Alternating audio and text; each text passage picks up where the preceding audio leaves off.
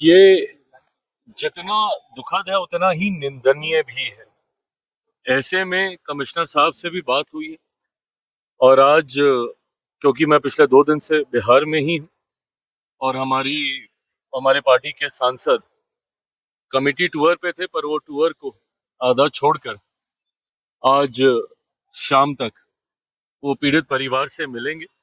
एक बार वो मिलकर आए, परिवार क्या जानकारी उन्हें देता है उसके आधार पर गृह मंत्री जी से भी हम लोग बातचीत करेंगे। इस बात को कतई ही बर्दाश्त नहीं किया जाएगा कि बिहारी होने की वजह से किसी की जान ले ली जाए।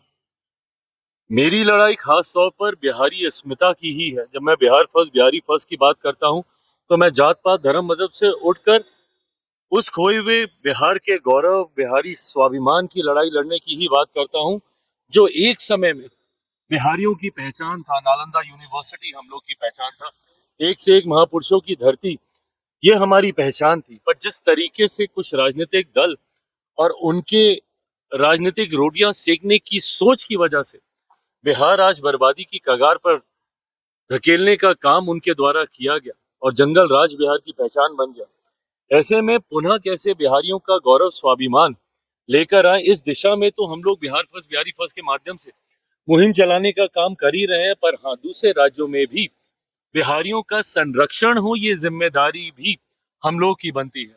मैंने तो बिहारी फर्स्ट में ये प्रावधान भी दिया है कि जितने प्रवासी बिहारी हैं उनके लिए भी एक अलग से मंत्रालय का गठन बिहार में होना चाहिए।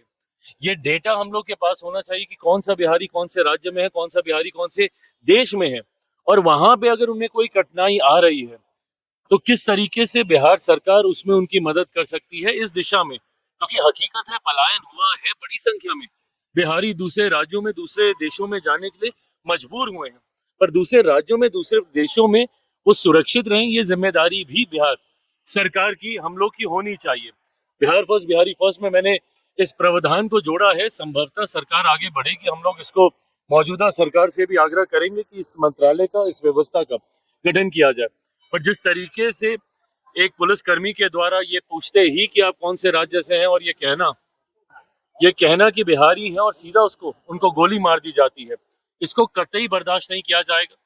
कार्रवाई हुई है, पर हाँ, पीड़ित परिवार को किस तरीके से न्याय मिले और एक प्रेसिडेंट सेट हो कि भविष्य में कभी कोई गलती से भी बिहारी पहचान को आधार बनाकर आपके साथ किसी तरीके का अत्याचार ना करे, इस बात को सुनिश्चित करने का काम हमारी सरकार, जिसमें दोनों सरकारों की भूमिका रहेगी, केंद्रीय गृह मंत्री जी से भी, क्योंकि ये दिल्ली में हुआ है, और बिहार सरकार के माध्यम से भी, दोनों सरकारें मिलकर इस बात को सुनिश्चित करेंगी।